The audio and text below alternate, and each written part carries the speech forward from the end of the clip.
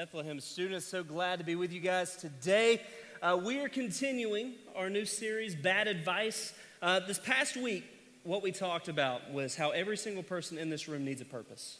Okay, everybody as you're walking through your life needs a purpose. You can't just wander aimlessly through your life if you want to accomplish the things that God has for you. There was a quote that we threw out that actually said, if you don't change the direction you're going, you're probably going to end up where you're heading. Okay? So the illustration we kind of use with that is that if you don't stop driving the wrong direction down Highway 85, you're not going to end up going north on Highway 85. That was my kind of illustration that I did. I was driving the wrong direction for almost an hour, and I didn't turn around. That was what I dealt with last week. But every single person needs to have a purpose. You need to have a goal. If you don't, you're not going to accomplish the things that God has for you, okay? And building off of this in this series, we're going to get super practical, okay? We're going to talk about friendships in your life. Like, we're going to give you friend advice on, like, who are the people you need in your life? Who are the people that are influencing you the most? We're going to talk about how do you know when and how to end a relationship. Oh, yeah. We're going to get into the nitty gritty. That's going to be fun. It's going to be a little awkward for some of you because you're going to be with somebody that you need to end it with. But we'll cross that bridge when we get to it. But we're going to get that. But today we're going to talk about something that affects almost every single person in this room, unless you got grounded recently.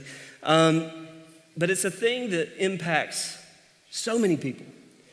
But before we get into it, I want to illustrate something to you. Some of you started the illustration early and you saw the lights go out. Y'all saw them. Okay, I want everybody to do something for me real quick. Everybody pull your phone out. And I want you to pretend you're texting somebody in service. Not the flashlight, not the flashlight. Okay, look around the room. This is what I see every Wednesday. Oh yeah, I know. All right, you can turn the lights back up, Jake. All right, so y'all think you're slick. I see it. Okay, y'all think you're slick. But this is something we're going to talk about today. Like, phones are something that impacts everybody here, okay? And this is something that I personally get to see, like the attachment that you guys have to it. I get to see this lived out pretty regularly because one of my favorite things to do with people y'all's age is I like to snatch your phone and just put it on the ground and kick it and like see it run away. And I like to watch your reactions. There are like 17 of you in this room that I've done that to, and you know exactly what I'm talking about. Like, I'll take it, put it down, kick it, and if you got a slick phone case, it slides away, and I'll see you like run after your phone, arms out. Like, there's this attachment deep inside, and this was something that was completely foreign to me. Like, I didn't get a cell phone until I was 16. My parents had rules and stuff, whatever. When I got one, I got the cheap flip phone, okay, that came free. It was literally free on my parents' plan. My mom had the Motorola Razr. I'm not going to try to explain this. The leaders in the room know exactly what I'm talking about. The commercials were them throwing it into stuff. It was epic. But I got the cheap one. If I sent a text message, it cost my parents 25 cents. The first time I started kind of talking to somebody, I racked up a $13 bill. Oh, it was bad. The amount of trouble I got in. And then as things progress, the iPhone comes out and like you have all these different things, and I'm sure at some point we're going to be able to actually have an electric razor inside the iPhone. Like, you've got all this stuff that takes place.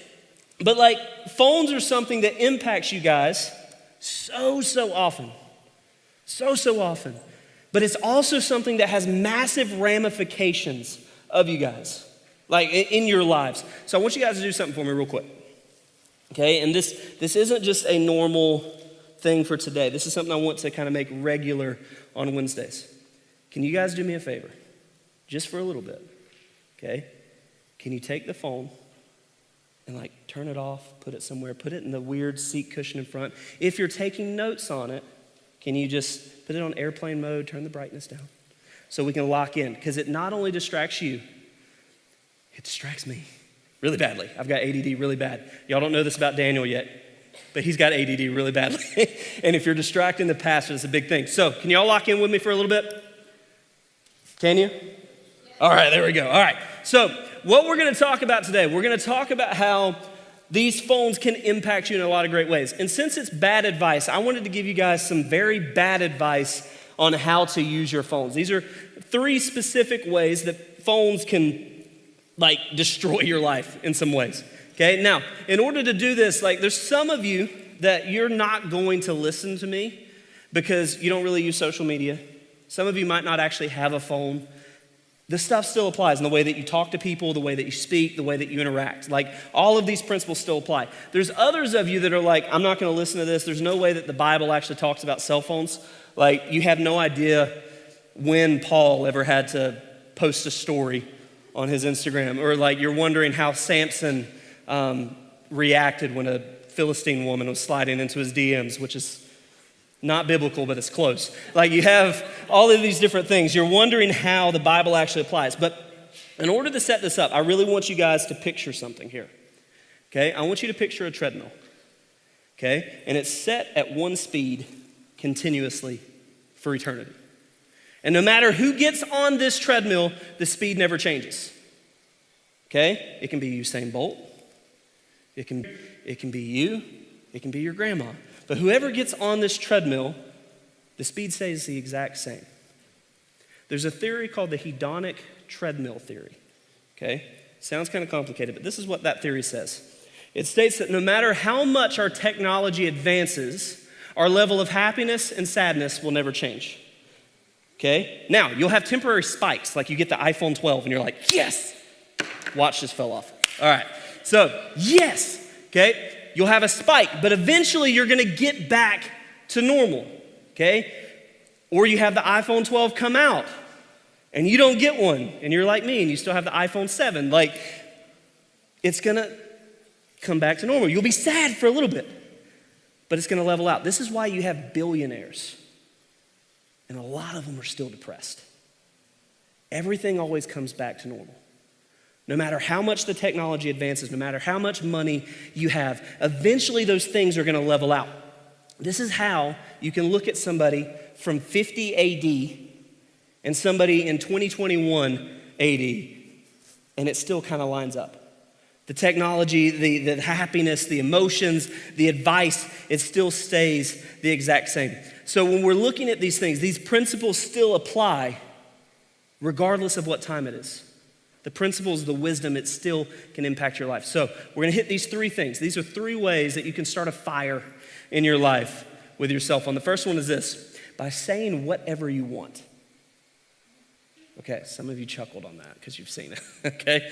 The first way to start a fire in your life that way is to believe you can say whatever you want, whenever you want, okay? Thanks to the internet, we've gotten a little bolder to say things to people that we've never seen before. Okay, you guys know what I'm talking about. Some of you have troll accounts. There's some of you on Reddit roasting people regularly, and you've got that weird fake profile, not your real name. I know you. It's okay. You've got the fake YouTube profile, and you go on, you roast people. We talked about Jake Paul last week. Perfect example. We've gotten bolder, and you have people that are talking trash to NFL players, and then you see them in person, and it's like, can I get a picture? You see this happen all the time. We've gotten bolder and we're behind our screens. Now, here's the thing. The government legitimately has permission that if they see anything on your phone that can be reported as bullying, they can ask for a report of it and they have to give it up. There are apps like Snapchat that a lot of you guys have. And those pictures that you think magically disappear, they're in a vault and they can get pulled back up.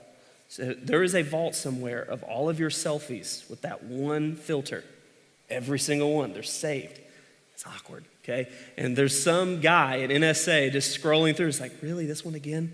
Again? They keep taking pictures of the ceiling to keep their streak going. It's a thing, okay? Now, here's a thing that you see in Galatians. Paul actually talks about something similar to this. Do not be deceived, God is not mocked. Okay, for whatever one sows, he also reaps. If you're continually doing bad things over and over and over again, if you're continually saying hurtful things over and over and over again, you're going to reap something on the other side.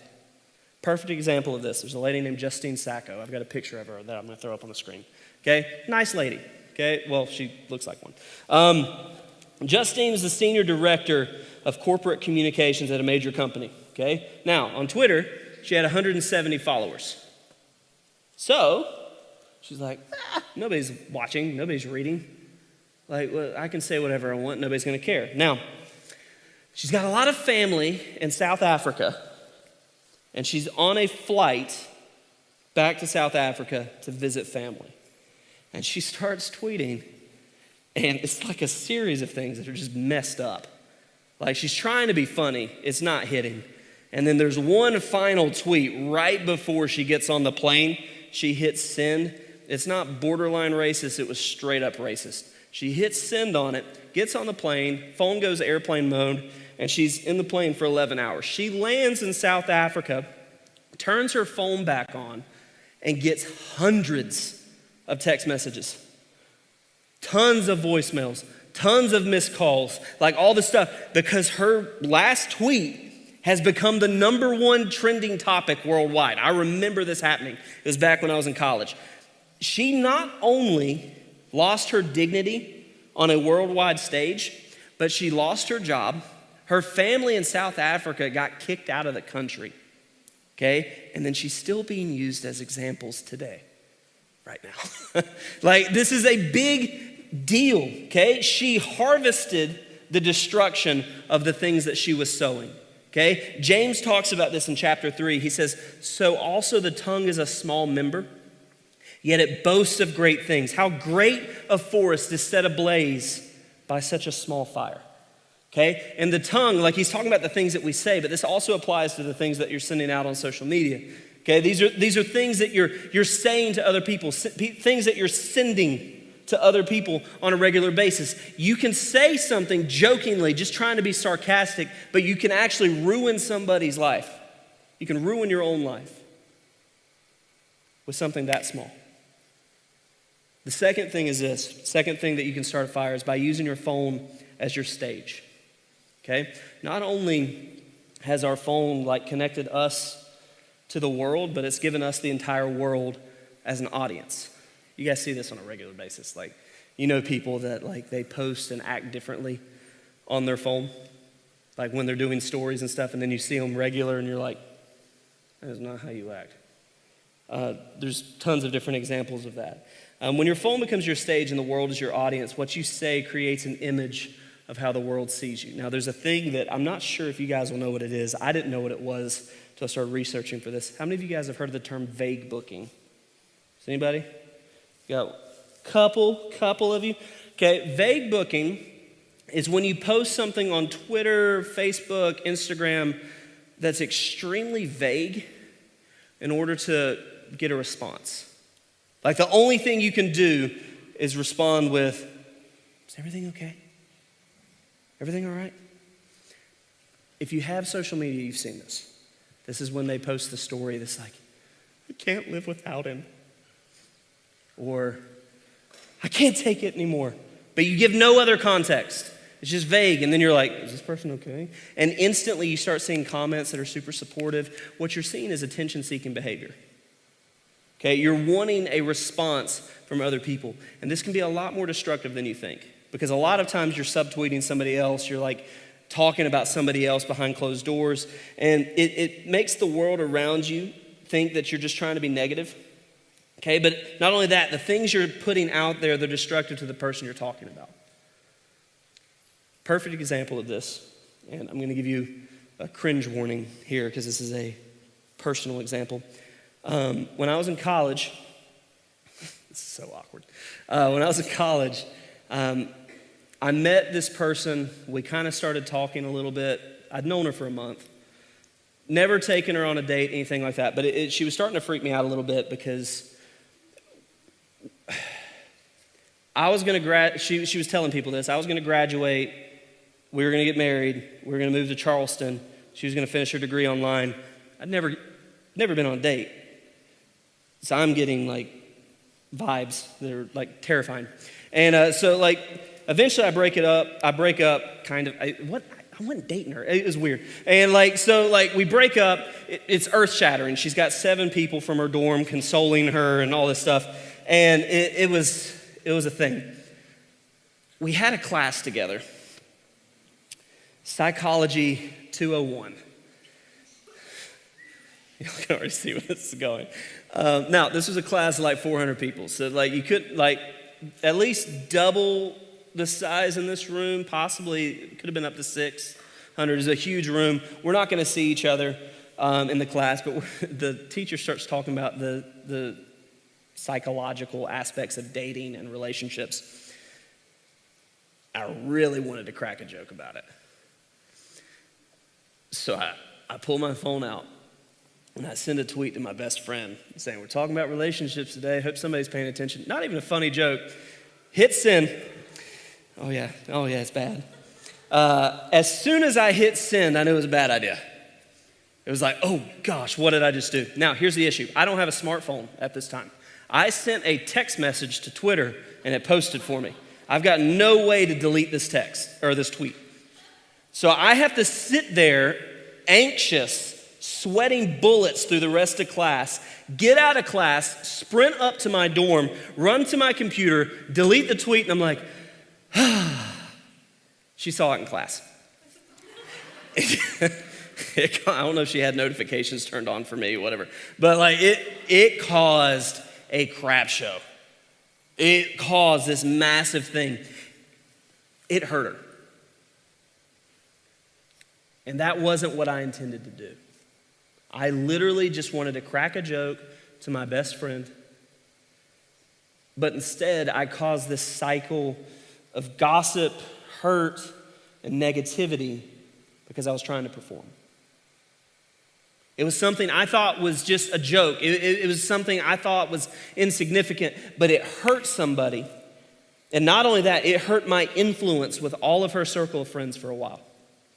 I had to earn their trust back because I was in a position of leadership at the school. It hurt my ministry.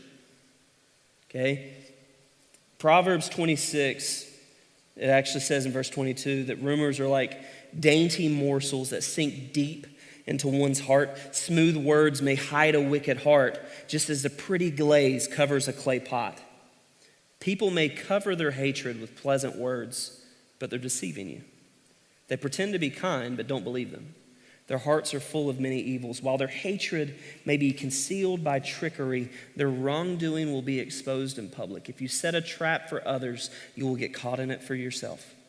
If you roll a boulder down on others, it's going to crush you instead. A lying tongue hates its victims, and flattering words cause ruin. The Bible is very, very, very clear about how hurtful gossip is. There's a reason that a couple weeks ago when Isabel taught, like she talked about that gossip piece, like it's a trap that ensnares every single person in this room, but it is something that will cause a fire in your life. And the easiest way for you to get caught in that trap is with those cell phones. Because you feel like it's not hurting anybody. It's just moving your thumb around a little bit. But it can damage somebody's life. You guys know the stories. Some of you know the statistics about how it impacts people. There's a reason why nowadays anxiety, depression, all of those things are through the roof. But a lot of it starts with how we treat those devices. You have to be careful. Okay? Philippians 4:8 says, finally, brothers, whatever is true, whatever is honorable, whatever is just, whatever is pure, whatever is lovely, whatever is commendable, if there's any excellence, if there's anything worthy of praise, think about these things. I want to backtrack here. God hates gossip. He hates gossip. So do I. So should you. And instead of thinking about the negative and pointing those things out, let's think about those things that are pure. Let's point out the positives. Instead of being the person that can just pick out any negative thing about somebody, let's be able to pick out the positive. Let's be uplifting people. We talked last week about how we're called to be lights, how we're called to be different, how we're called to stand out. In today's culture, one of the easiest ways to do that is to actually be a positive person. That's a big stinking deal. Okay, sometimes it takes wisdom to vent to a trustworthy, wise friend who can put out those fires in our speech before we ever burn the people in our lives. Through the social media, through texting, through those different things. Okay, and the last way we can start a fire in our lives is this one. This is going to catch you a little off guard. Believing that you can't build real relationships on your phone? You can. We learned that during 2020. Like, it was crazy. Like, we were able to stay connected in ways you couldn't possibly imagine. Like, at the beginning of it, it was like, oh my gosh, I can't see anybody. But then all of a sudden you start getting really good at FaceTiming people and building relationships. Like, I'm meeting with people across the country asking for advice on what they're gonna do. I was in so many different leadership groups and seminars and stuff where I'm watching people and talking to people. Like, it was really stinking cool. Like, we did small groups for months as high schoolers. Like, we did small Zoom groups. We call them Zoom groups. We changed the name. But it was a big deal. We watched service online. We got together, made sure everybody was doing good. We were able to check in. Now, is it the exact same as face-to-face community? No. There's something about being in person. That's the reason you guys are here and you're not watching the YouTube video that's going out right now. Like, there's something different about face-to-face, but you can build real relationships. Okay? The reason this is destructive is because when we don't see our online relationships with people as real, you tend not to take credit for the destruction. If you don't think that you can build a real relationship through your phone, through your computer, those kind of things,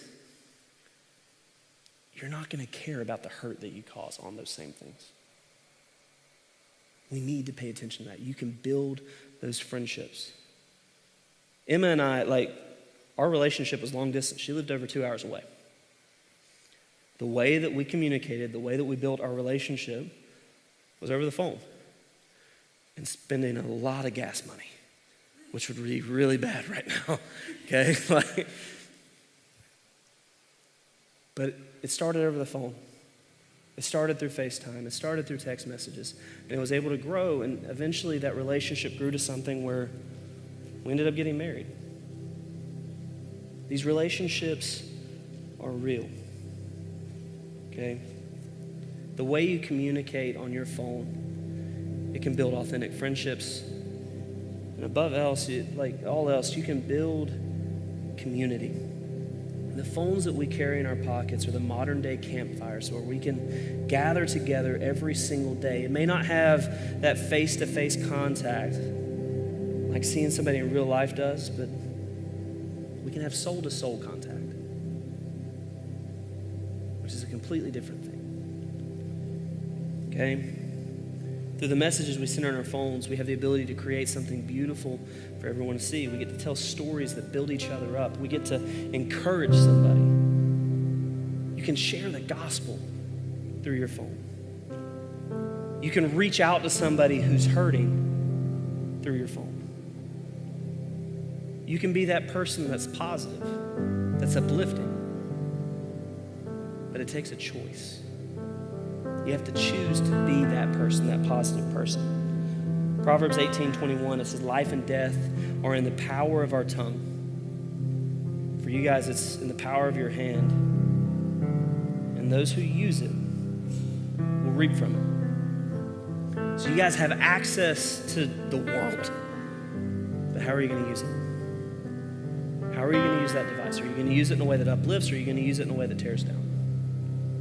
Are you going to use it in a way that builds relationships? Or are you going to use it in a way that tears them down? You have the power to impact people, but you have to use it with a purpose. It all goes back to what we talked about last week. I told you guys everything was going to be a linchpin coming out of that purpose. How are you going to use your phone? How are you going to use your relationships? How are you going to use your friendships? Are you going to use them in a way that makes you a light? Are you going to use them in a way that changes the people around you? Are you going to use it in a way that builds people up? Or are you going to waste it? Every single thing we do has a purpose, and every single thing we do comes out of our relationship with God. That vertical relationship, it's an overflow of what He does in our hearts, in our souls, in our minds. So as you get to know Him more, as you get closer to Him, as you become more like the person He created you to be, the the way you use your phone is going to change. The way you date is going to change. The way that you interact with your friends is going to change. The way that you walk around, you study, the way you play football, basketball, baseball, the way you act in band class, like all of these things are going to change because you're different. But it starts by getting close to him. One of the easiest ways to do that is through worship. Here in a second, I'm gonna pray here in a minute, and the band's gonna come out. But what I want you guys to do, the reason we worship is so that we can draw close to him. The way that you wanted to be close throughout all of quarantine or that whole entire season, when you're wanting that face-to-face contact, that closeness that you wanted, that's something we should crave from God. Worship's one of the ways that we get that. So for the next little bit, we're gonna sing, but I want you guys to draw close to him. I want you guys to worship him, to spend time with him. Keep your phones in your pockets. Lock in. And draw close. Let's pray. Dear Heavenly Father, thank you for the people in this room. I thank you for these students, but God, I also thank you for what you've done for us. I thank you for the fact that we can have a relationship with you. That even though we're messed up, we're sinful, we're screwed up people, you still wanted us enough to die for us, to rise for us, and to offer us the grace and the mercy that we don't deserve. So Father, I pray for the students in this room, I pray for the leaders, that we would think about the ways that we use those devices in our lives, whether it be computer, phone, iPod Shuffle, whatever it is, God. I pray that you would help us honor you with the things we have in our lives. And help us reflect you in every single thing we do. So God, we thank you for the chance to worship together. We pray that we would draw close to you, that you would love us, shower your presence upon us. And we pray all these things in Jesus' name. Amen.